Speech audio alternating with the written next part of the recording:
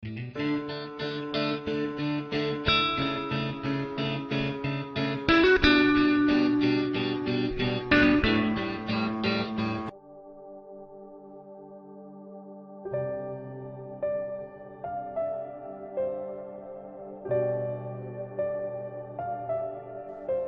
de hoje: reputação diante de quem? Quando entendemos a importância de não buscar honra para nós mesmos, a preocupação é menor com o que as pessoas pensam de nós e o foco maior no que Deus vê em nós. Muitos buscam reputação diante de homens, quando deveriam se preocupar com a sua reputação diante do Senhor. O contraste entre o comportamento de Saul e Davi é enorme. Deus rejeitou Saul e escolheu Davi. Mas normalmente não achamos que a preocupação errada com a reputação possa ter sido fator determinante na escolha divina. O rei Saul demonstrava valorizar mais a reputação diante dos homens do que diante de Deus, razão pela qual decidiu desobedecer às ordens divinas em troca de ficar bem com o povo. O rei Davi, mesmo depois de pecar, não demonstrou preocupação com aquilo que poderia perder diante dos homens, e sim com o quanto aquele pecado afetaria sua relação com Deus. Em Salmo 51:11, ele diz assim: não se repulses da tua presença, nem retires de mim o teu espírito. Restitui-me a alegria da tua salvação. Depois de ter pecado, a única coisa que Saul pareceu ter visto como perda foi a posição diante dos homens. Por isso pediu que Samuel o honrasse perante o povo, em 1 Samuel 15:30.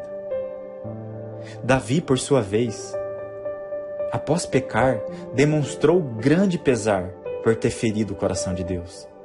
Tanto que admitiu, em Salmo 51:4, pequei contra ti somente, e fiz o que é mal perante os teus olhos.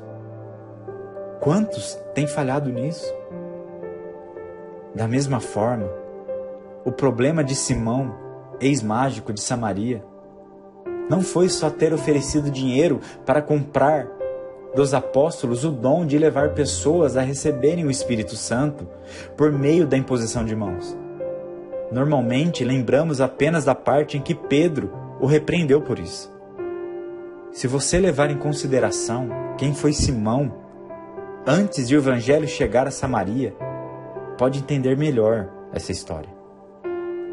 Em Atos capítulo 8, de 9-11 diz: ora, havia certo homem chamado Simão, que ali praticava mágica, iludindo o povo de Samaria, insinuando ser ele grande vulto, ao qual todos davam ouvidos, do menor ao maior, dizendo: este homem é o poder de Deus, chamado o grande poder. Ele havia sido o grande vulto da cidade. De repente chega Filipe, proclamando o evangelho de Cristo com poder, e rouba a cena, com diversos sinais e milagres operados. Acredito que o verdadeiro motivo que levou Simão a oferecer dinheiro a Pedro tinha a ver com o anseio por ter de novo o reconhecimento que perdera. Ele estava se dispondo a comprar a popularidade. Por outro lado, Filipe recebe a ordem divina de deixar para trás uma cidade em meio a um grande avivamento para ir evangelizar um homem. Que contraste! Diferentemente de Simão, para Filipe o que importava não era a audiência das multidões, mas o sorriso no rosto do Senhor. Por isso, precisamos escolher diante de quem queremos ter reputação. Um episódio bíblico que mexe muito comigo é a da morte de Estevão. O ministério dele era uma verdadeira potência, tanto na palavra como nos dons do Espírito. Mas apesar de tão promissor, teve pouca duração. Tornou-se o primeiro mártir.